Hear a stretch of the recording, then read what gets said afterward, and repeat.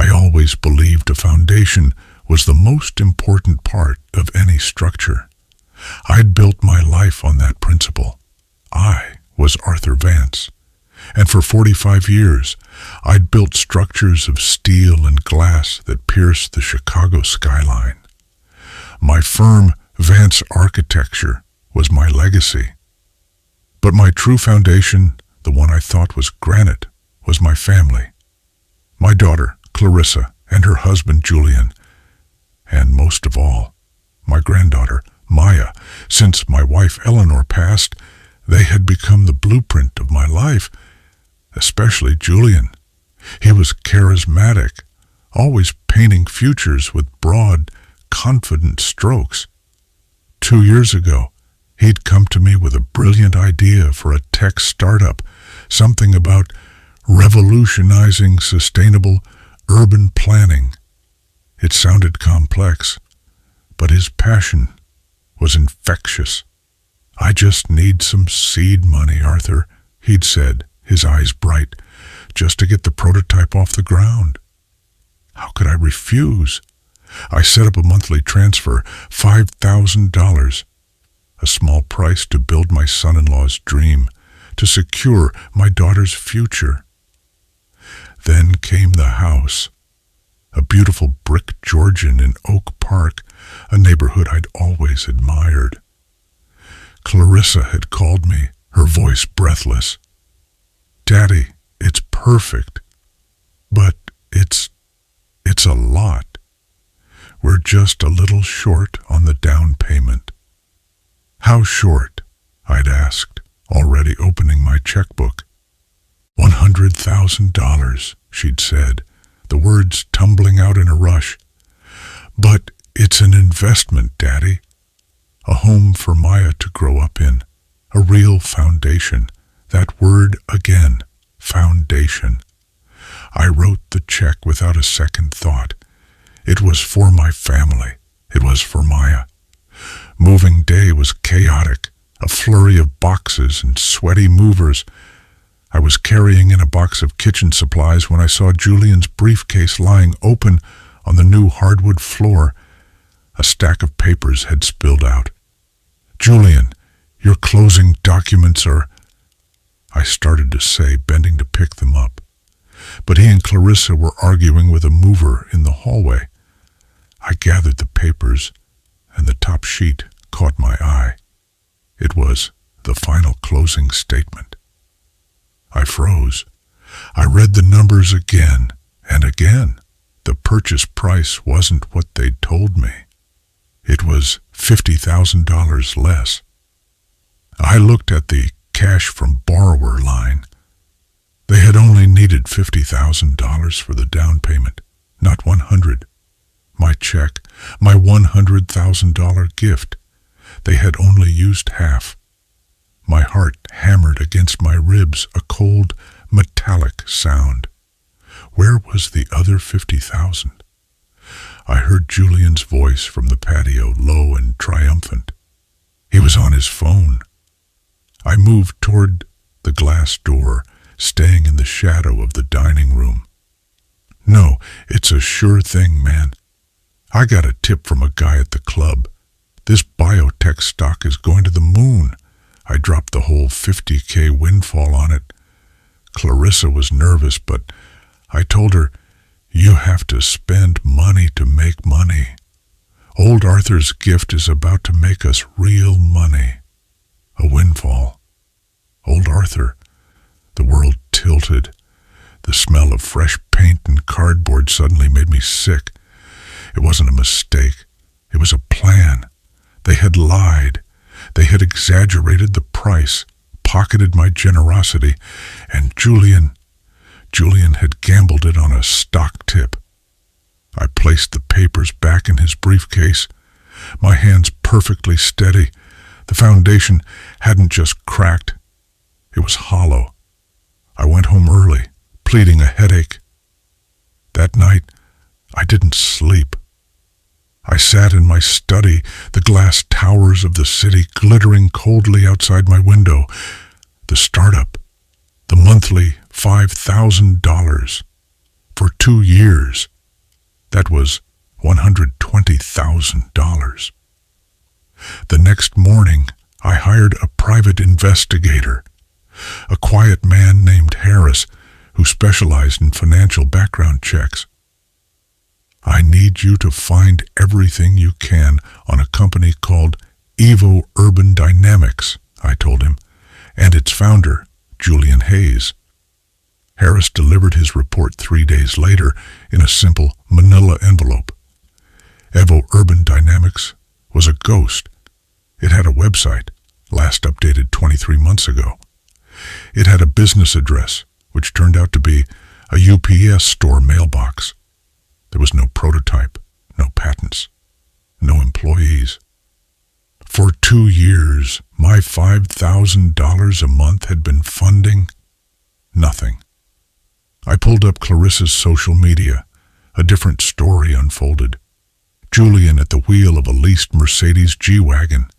Clarissa with shopping bags from stores I'd never even heard of. A lavish anniversary dinner at Alinea. A spur-of-the-moment weekend trip to Napa. My seed money. My $120,000. Gone. Vaporized into a lifestyle of luxury and deceit. The total was now $170,000. But it wasn't the money. It was the contempt, the casual, smiling, daily betrayal. They looked at my face, my trust, and saw a vault to be emptied. A cold, quiet clarity settled over me. The kind I felt when I solved a complex engineering problem. The foundation was rotten. I would not let my life's work, my entire legacy, be built upon it. I called my lawyer, Elena Ramirez. She was sharp, empathetic, and had handled my estate planning since Eleanor died. "Arthur, you look pale," she said as I sat down in her office. "I need to make some changes, Elena," I said. "Radical changes." I laid it all out. The house, the 50,000, the sham startup, the 120,000. Elena listened without interruption, her expression hardening from concern to a focused, professional anger. "They're not just greedy, Arthur," she said softly. "They're fools. And fools with a sense of entitlement are dangerous. What do you want to do?" "I want to protect my legacy," I said, "and I want to protect Maya." We worked for 2 weeks. First, I stopped the $5,000 monthly payment.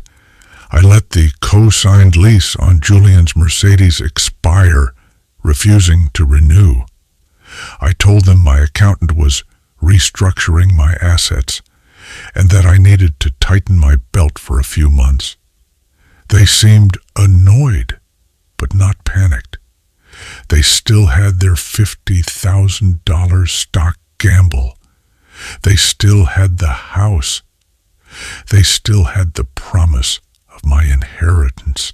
The last part was the most complex. My will had left everything to Clarissa. My firm, my properties, my investment portfolio, a legacy worth tens of millions. "We will liquidate your controlling stake in the firm," Elena advised.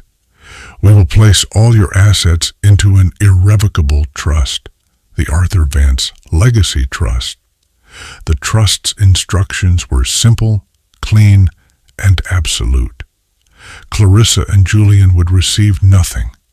The will would state, explicitly, that this was due to a documented pattern of financial deception and gross exploitation of trust. My granddaughter, Maya, would be the trust's first beneficiary. Her education, private school, university, graduate school, anywhere in the world, would be fully funded. On her 30th birthday, when she was a woman grown and free from her parents' influence, she would receive a substantial lump sum. The remainder of my entire fortune, the vast majority of it, would fund a new foundation, the Vance Foundation for American Architecture. It would provide full scholarships and grants to gifted, underprivileged students who wanted to build, not just to take. When I signed the final documents, I didn't feel anger. I didn't feel sadness. I felt balanced. I had corrected a fatal flaw in the design. Months passed. I saw Clarissa and Maya for occasional park visits. I kept things cordial, distant. I heard whispers. Julian's startup was hitting headwinds. Then I read in the financial news that the biotech stock Julian had bet on had failed its clinical trials. The stock had flatlined, worthless. The $50,000 was gone. Then the calls started. First, confused. Dad, the monthly transfer didn't come through. Then, annoyed. Arthur, the leasing company called. What's going on? Then, finally, panicked. Daddy, we need to talk. We're in trouble. They came to my house on a Tuesday night. They looked different. The Polish was gone. Clarissa was pale, and Julian's easy charm had been replaced by a twitchy, desperate energy. We sat in my study, the skyline glittering behind me. Arthur, Julian began, attempting a man-to-man tone. I've had some terrible luck. The market turned. That seed money you were giving me, I had it all invested in the company, but our projections were off. We're in a hole. We might lose the house. Clarissa started to cry. Daddy, please. We made a mistake. We were stupid. But don't let Maya suffer. We need your help. Just one more time. I let the silence sit, heavy and cold. Which mistake are you referring to, Clarissa? I asked, my voice calm. Was it the mistake of lying about the price of your house? Or the mistake of gambling away the $50,000 you stole from me? Their faces, I will never forget their faces. Clarissa's mouth opened, but no sound came out. Julian turned a blotchy, sick shade of red. How did you... Or perhaps, I continued, you mean the 2-year mistake? The startup that was nothing but a mailbox and a monthly $5,000 check from a fool? $120,000, Julian. Was the Mercedes worth it? The dinners, the trips? I slid the investigator's report across my desk, the photos of the UPS store, the bank statements. I then slid over the copy of the closing statement for their house. Julian stared at the papers, his bravado utterly shattered. Clarissa was sobbing openly now. Daddy, we were going to pay you back. We were. We just needed a win. Pay me back? I stood up. You don't pay back trust, Clarissa. You don't reinvest respect. You treated me like an ATM, a senile old man whose pockets you could pick while you smiled at his face. But I'm your daughter, she shrieked. My inheritance. You can't just... Your inheritance? I looked at her, and for the first time, I saw a stranger.